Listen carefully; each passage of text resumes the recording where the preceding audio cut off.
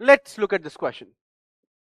Which of the following represents a large volume of air than is normally found in the resting tidal volume of a human lung? Of a human lung आ गया बेटा, अ के साथ हम singular लगाते हैं, ठीक है? Okay, तो ये सवाल आप समझिए पहले। ये कह रहा है, सिंपली ये कह रहा है कि टाइडल वॉल्यूम से लार्जर वॉल्यूम कौन सी है, टाइडल वॉल्यूम से बड़ी वॉल्यूम कौन सी है? But tidal volume is the amount of air, वो अमाउंट एयर का दैट वी इंस्पायर और एक्सपायर, या तो हम लें या तो हम छोड़ें, विदाउट एनी एक्स्ट्रा एफर्ट। जैसे मैं अभी आपसे बात कर रहा हूं और पीछे बैकग्राउंड में मेरी सांस चल रही है ना? तो जितनी एयर आ रही है जा रही है, that is the tidal volume. मैं कोई जोर नहीं लगा रहा हूं, ठीक है?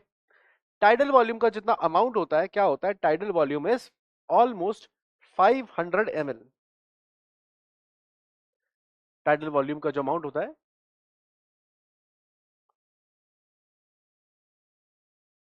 Is equal to 500 ml। अब क्वेश्चन पूछ रहा है कि इससे बड़ा कौन कौन सा है? बेटा टाइडल वॉल्यूम से बड़ी सारी अदर वॉल्यूम्स होती हैं।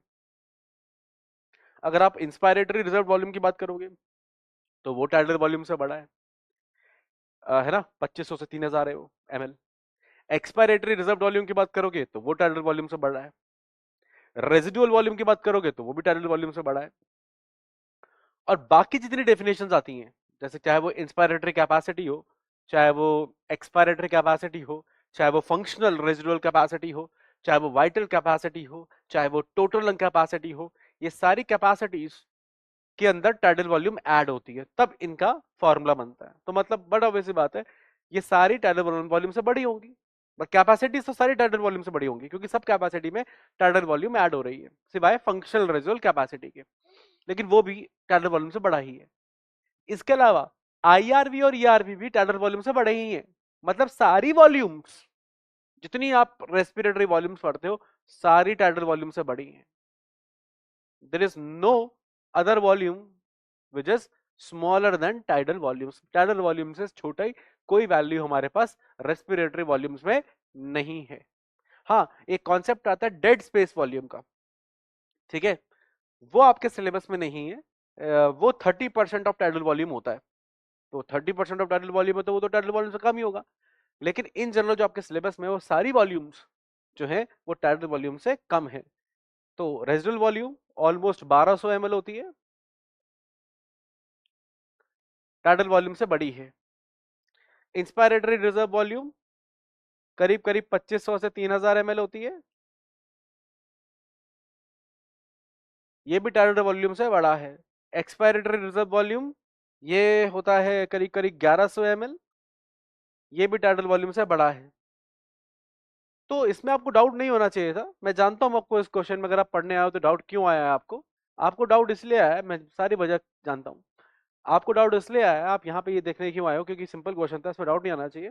आपको डाउट इसलिए आया है क्योंकि एनसीईआरटी में टाइटल वॉल्यूम का एक अमाउंट 6000 ml भी दे रखा है ना? वो तो 6000 ml दे रखा है ना बेटा, वो मिनट टाइटल वॉल्यूम है, सॉरी मिनट वेंटिलेशन है। मिनट वेंटिलेशन का मतलब टाइडल वॉल्यूम टोटल 1 मिनट में। तो 1 मिनट में आप करीब करीब 12 से 14 सांस लेते हो, ठीक है ना? 12 से 14 सांस लेते हो, ठीक है?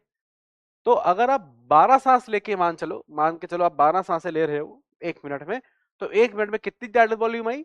12 इंटू 500 ml, वो बन जाता है 6000 ml, ठीक है ना? तो इसलिए आपको थोड़ा कंफ्यूजन हुआ होगा, वरना ये बड़ा सिंपल क्वेश्चन है, ठीक है? तो ये सारी वॉल्यूम्स जो है 500 ml से बड़ी है, इसलिए आंसर आ जाएगा कौन से वाला? All of these, that is the option number D. और कॉन्सेप्ट क्या लगाया हमने? कुछ भी नहीं लगाया, हमने तो बस एक बेसिक कॉन्सेप्ट लगाया ऑफ रेस्पिरेटरी कैपेसिटीज।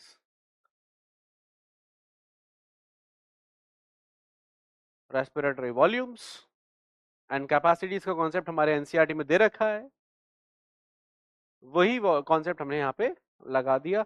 सबकी वॉल्यूम्स हमें पता है according to NCERT. So this is your answer is D, and this is your the concept used.